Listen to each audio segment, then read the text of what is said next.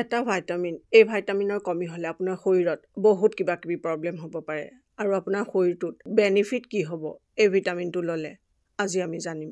আপোনাৰ স্কিন, আপোনাৰ চুলি, আপোনাৰ অভাৰঅল হেল্থত বহুত বেছি ভাল কাম কৰিব এই ভিটামিনটো ল'লে। আৰু এই ভিটামিনে আপোনাৰ শৰীৰৰ ব্লাড চাৰ্কুলেশ্যন ইম্প্ৰুভ কৰে, যিটোৰ কাৰণে ব্লকেজৰ ভয় নাথাকে, হাৰ্ট ব্লকেজৰ ভয় নাথাকে আৰু যিটোৰ কাৰণে হাৰ্ট এটেকৰ ভয় নাথাকে। চ' আজি আমি এই বিষয়ে কথা পাতিম। এই ভিটামিনত অকলে এনেকুৱা বহু হেল্থ প্ৰফিটৰ সমাধান আছে, ইয়াক আপুনি জানি আচৰিত হ'ব।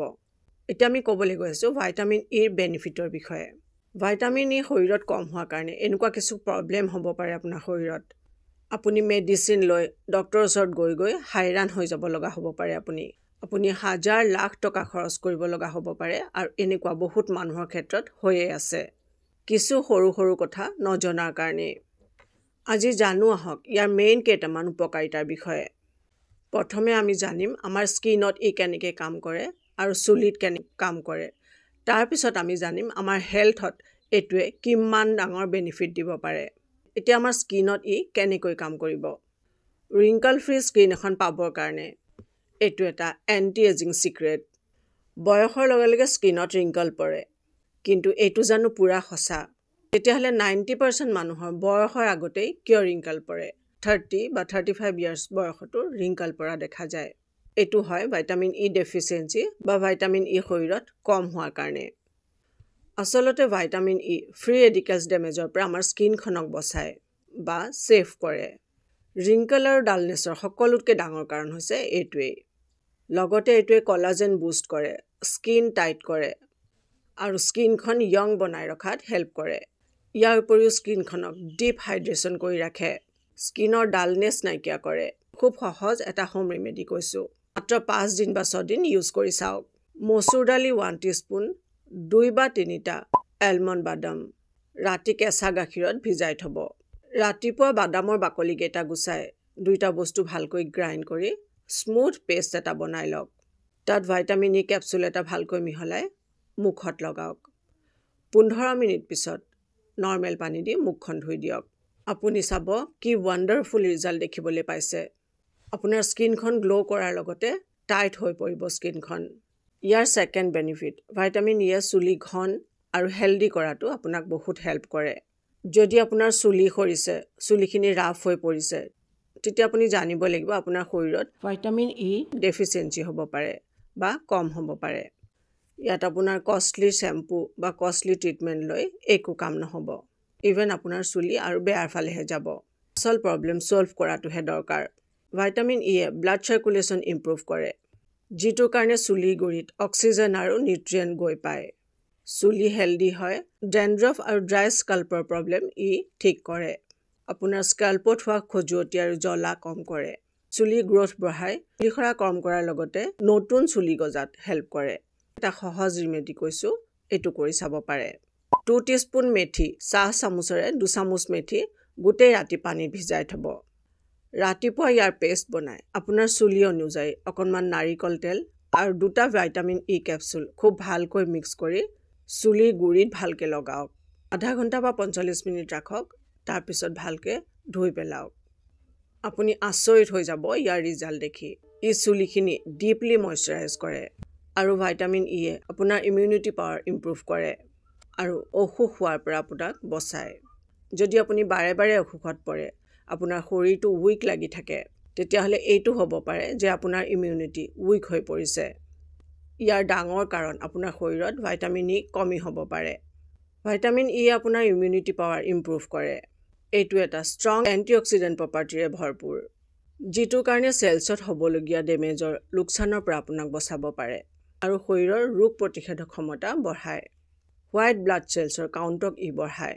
শৰীৰক বহুত ধৰণৰ ইনফেকশ্যনক বেমাৰৰ লগত ফাইট কৰিবলৈ আমাক হেল্প কৰে। ইয়াৰ উপৰিও শৰীৰৰ ফুলা ভাৱ কম কৰে, যিটোৰ কাৰণে ক্ৰনিক ডিজিজ আৰু অট' ইমিউন কণ্ডিশ্যনৰ ভয় বহুত পৰিমাণত কমি যায়। ইয়াত এটা সহজ উপায় দিছোঁ, এইটো কৰি চাওক, বহুত ভাল পাব।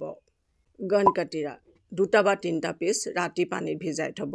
ৰাতিপুৱা তাত 1 টিস্পুন মৌ মিহলাব আৰু ভাইটামিন ই কেপচুল এটা মিহলাই খালে আপোনাৰ ইমিউনিটি পাৱাৰ লাহে লাহে ইম্প্ৰুভ হ'ব। শৰীৰত আপোনাৰ শক্তি বাঢ়িব। এই প্ৰচেছ একেলগে 10 দিন কৰিব, তাৰপিছত 4 বা 5 দিন গেপ দিব, 4 বা 5 দিন নাখাব, তাৰপিছত আকৌ কণ্টিনিউ কৰিব পাৰে।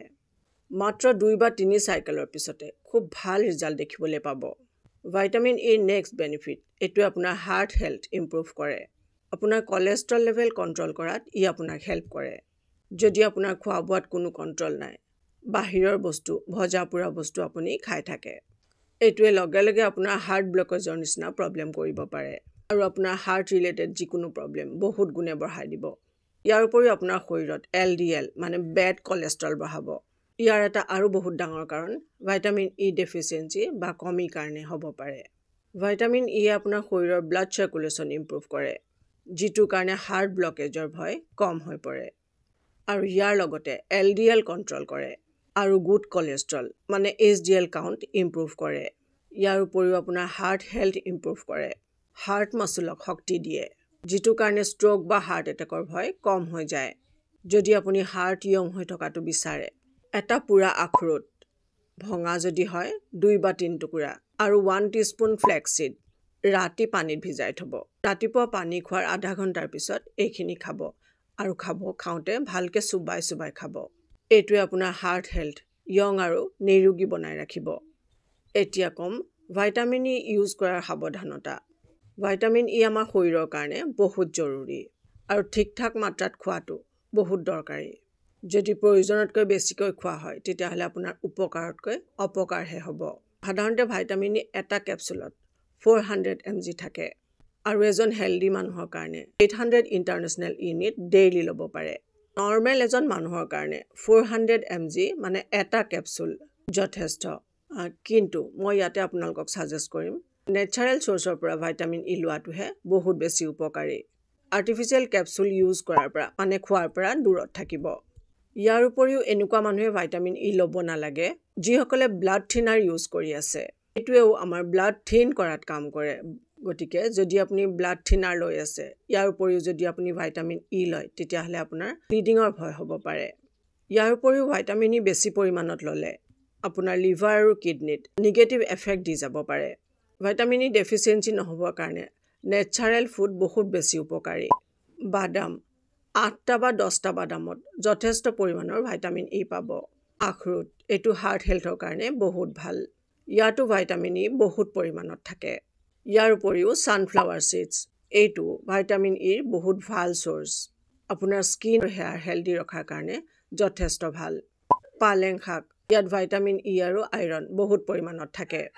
যদি পালেং জুচৰ লগত নেমুৰ ৰস মিহলি কৰি খায়, এইটোৱে আইৰণৰ এবজৰ্পশ্যন ভাল ধৰণে কৰিব আপোনাৰ শৰীৰত। এভাকাডো ল'ব পাৰে ভাইটামিন ইৰ কাৰণে। পিনাট বাদাম এফৰ্ডেবল আৰু এইটো ভাইটামিন ইৰে ভৰপূৰ। ফ্লেক্স চিডছ ভাইটামিন ই আৰু অমেগা 3 ফেটি এচিড যথেষ্ট পৰিমাণে আছে।